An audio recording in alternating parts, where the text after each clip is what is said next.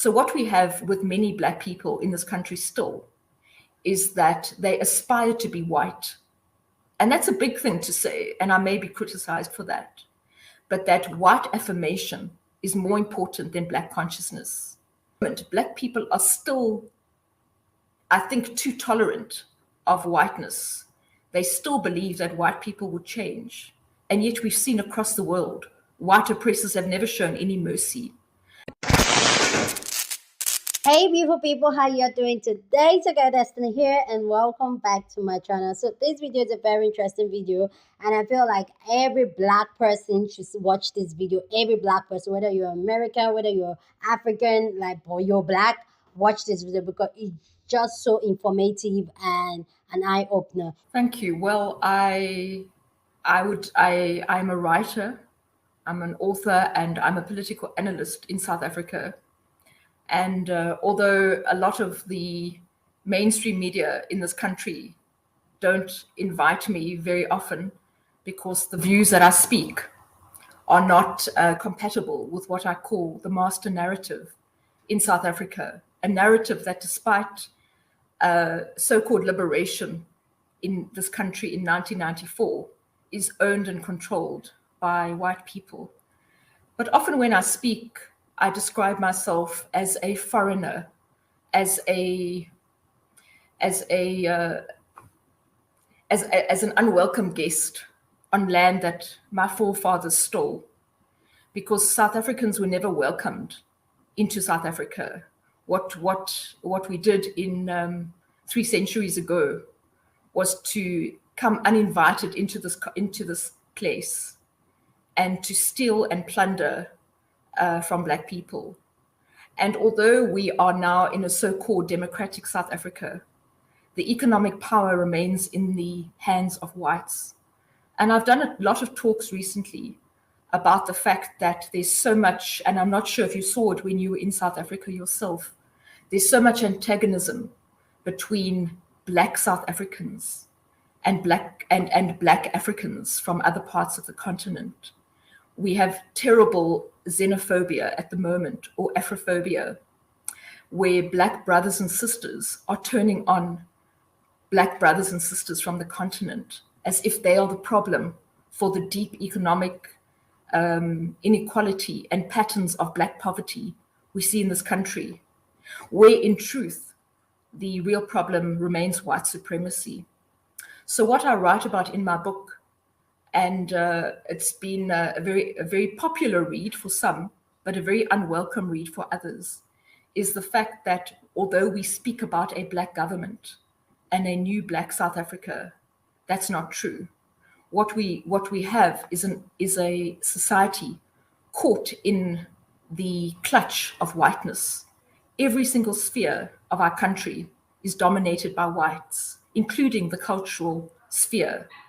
So Black people actually have succumbed almost to Black culture, to an economy that is completely held in white hands.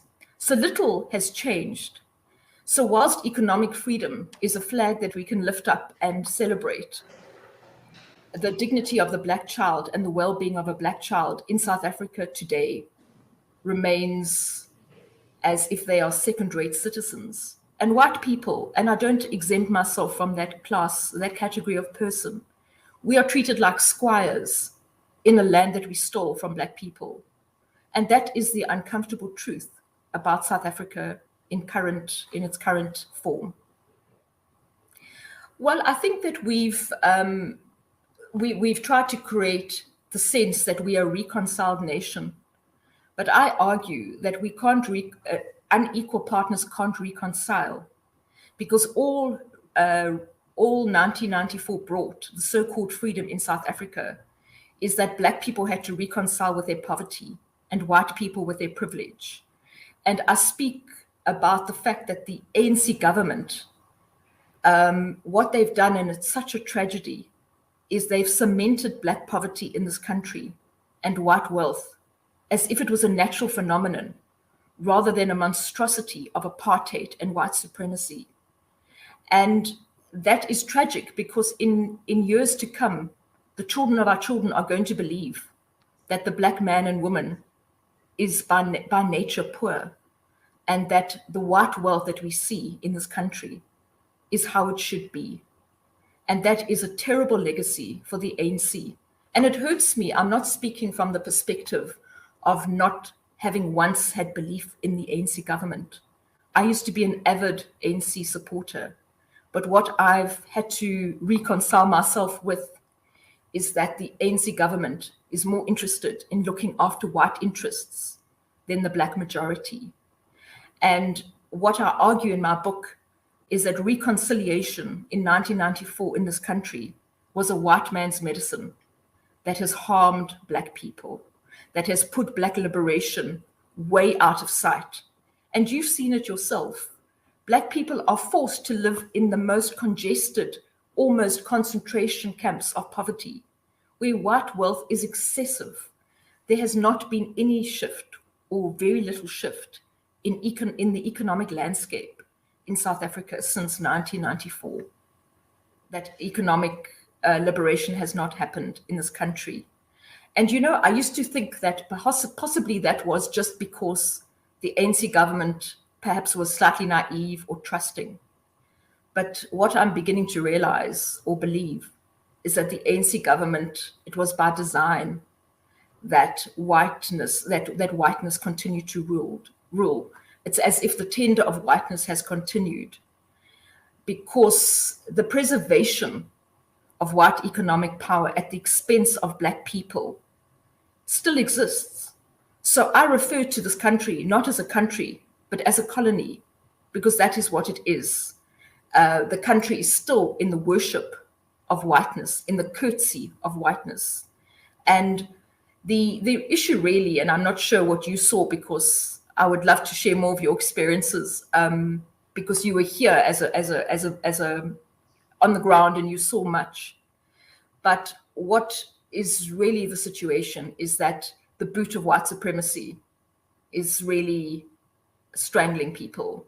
And I don't believe that black people have had a breath of freedom or dignity.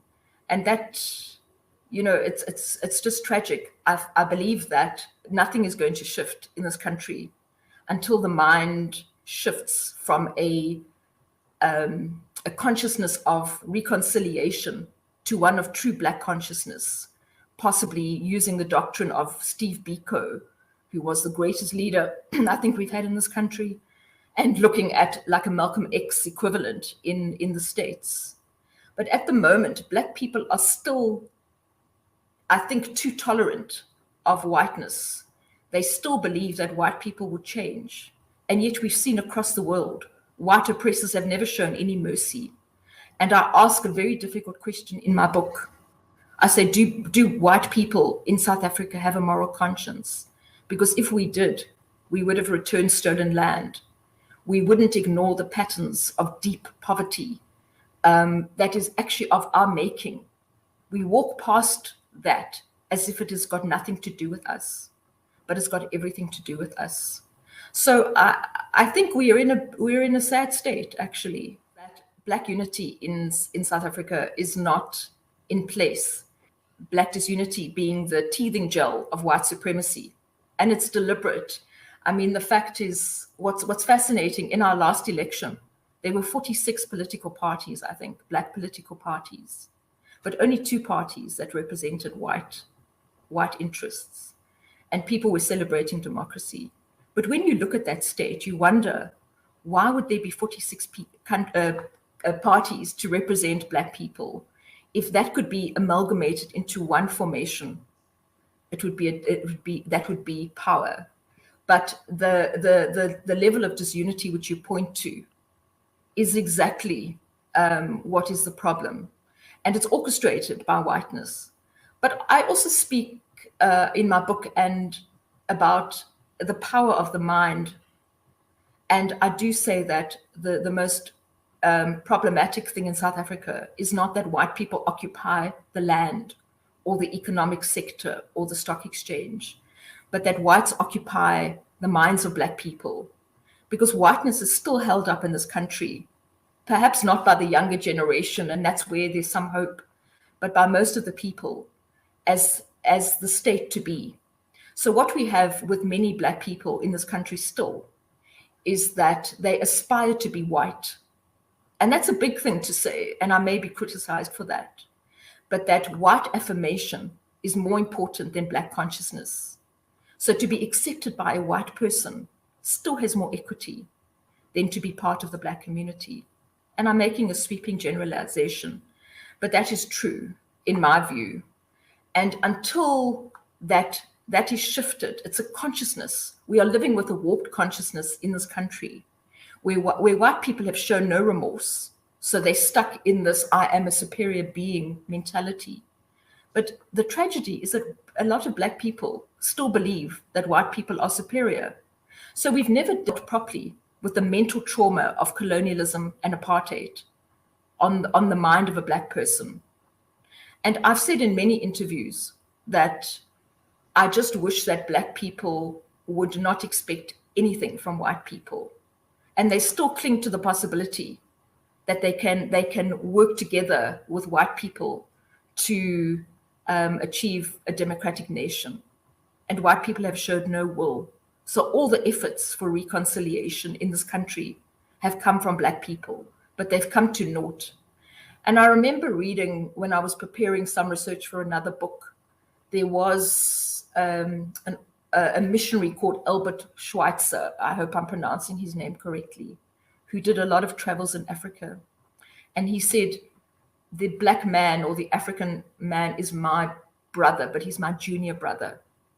And what's happening in South Africa is that Black people are acting as if they are junior partners in the relationship. They are accommodating themselves in white businesses, in media slots. They may be the faces, but they don't have the power. And until Black people realize that they need to transform rather than find accommodation in a white system, nothing's going to change. There needs to be a sense, Steve Biko, who's, I'm not sure how in the States, if you're so familiar with his work, but he was a Black consciousness leader who was assassinated, as many leaders were in this country when their doctrine threatened white interests. And he said, Black man, you are on your own. And that's exactly correct. And until that is understood, nothing is going to shift. And the younger generation is less tolerant. I had the great privilege and learnings to be part of the economic freedom fighters movement in South Africa. It's the third biggest political party, and it's run by Julius Malema, who left the ANC and started a formation that's doing very well. And it's a party that's very resonant amongst young people, and they're taking up the causes of young Black people in this country. And I think there is some hope in formations like that and the Black Land, Black First movement. But it's so impossible to almost assert Blackness in this country. For instance, the Black Land First movement was formed. It was a political party that refused to have white members. And then constitutionally, they were not able to participate in the election because it was said you cannot have a political party that excludes whites. So I often think in South Africa, which is a Black country, there's no space for Black voices, actually, without the watchtower of whiteness. That a political party can't say, we need the space to be Black without white supervision, without a white voice, and they're not allowed to do that because of the Constitution. That is the reality. So that's why I was saying earlier in the interview, unless the consciousness shifts to say this is enough, it's untenable to always be under the tutelage of whiteness, under the supervision of whiteness. And you may have seen a lot of businesses where the whites still owned the company.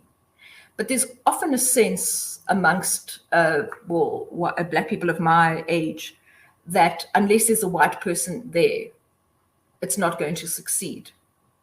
And it's a terrible mentality.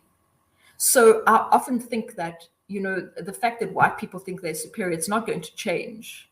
It's something that is sick, a sickness, a terminal illness amongst white people.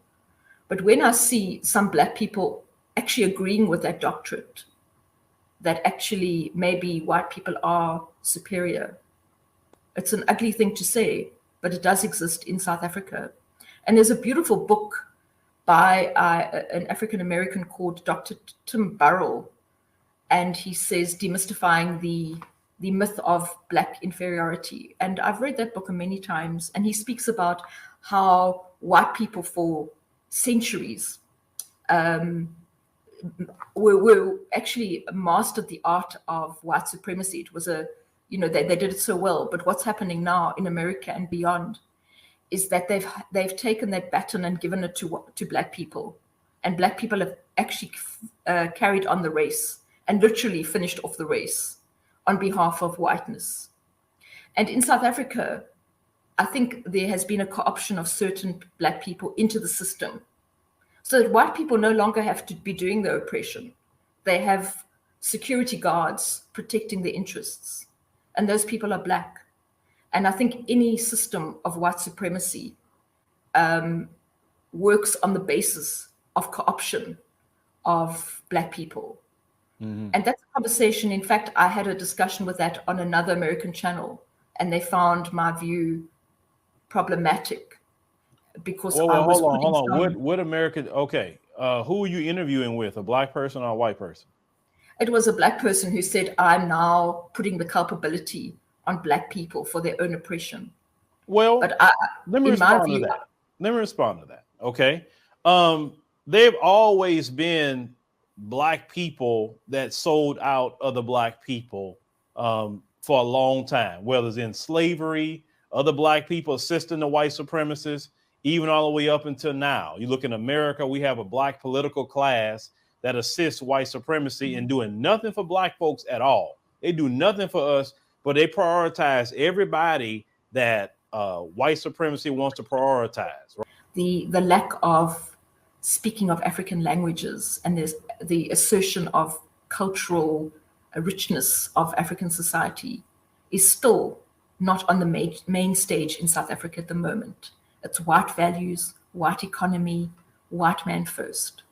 In fact, South Africa today, we call it the Rainbow Nation, but it's a white wonderland. It's a wasteland of black economic liberation, but it's a wonderland for whiteness. And that's very sad, because you would assume that white supremacy had died, but all I'm seeing is that it has been supersized and is very much in play in what we call a free South Africa. Maybe you can explain that. Why white folks in African countries that I've seen, what's the difference with us versus an African that you have seen in a response? I think that's very different, because also you must realize in South Africa and generally in the African continent, anything that is anything, product, a person, a book, a television program from America is elevated. So it's a culture that is respected and revered in this country. And also perhaps because you are very assertive and confident in who you are, which is not generally the disposition of most black people in South Africa. Please kindly share your thoughts on that video down in the comment section. Share what you think about everything she discussed about. Before I continue, I just want to say a big thank you to Leonard and Sadiki for sending me this video. I do appreciate you guys. Thank you guys so much. So let's get back into topic. So this video, I just feel like she just confirmed a lot of the things we discussed here on my channel. How these white people, they just keep taking away from black people, not just in South Africa, not just in Africa, but generally all over the world. If we look at multinational companies abroad in the United States, yes, it may be the face of a black person, but it is run by a white person. Even in our black music industry, you see a lot of black artists, but they are being backed by a white person, and it's like that, like almost everywhere. Now, And this is still happening just the way here in Africa too. Even though they are not physically present, they are in Africa one way or the other. They've been able to infiltrate into us. They've been able to have our own people work against us. They've been able to get us to fight among ourselves and hate ourselves and think that we're each other's enemy. Like this just, and like I said, this is the old propaganda that is going on. This is why we need to keep educating ourselves, keep informing ourselves and our family members, so that we get to know these things. Some of us we already start knowing these things and we are seeing them for what they are. But I feel like the gospel should be preached more, okay? So we can stand together. Because I feel like these people, they know how strong we will be if we come together as Black people, rather than we. That's why they separate us. That's why they create a lot of propaganda among us and make us feel like this person doesn't like me, this person doesn't like me, this person is the enemy, this person is the cause of our problem, when it's not. We all have just one people that is just there to take advantage of us, which is the white man, and they are there. And this just brings me back to the video I did about asking if white South Africans are South African. I'm so happy she touched on it. My own personal opinion, like I said in that video, white South Africans can call themselves South Africans, where they can, when they are the descendants of the forefathers that created this artwork that stole people's land. They've not even owned up and even returned back a lot of these things that were stolen by the native people of the land. I just feel like they can be South Africans, but they can be African. They are not from the soil. So anyway, guys, let me know what you think about everything she said and everything we've discussed here. There's a lot to talk about, but I just don't want to make this video long any longer. So anyway, guys, with that all said, go ahead, share your thought down in the comment section. Share this video with somebody to be part of this conversation. Don't forget to give this video a thumbs up, subscribe if you haven't subscribed.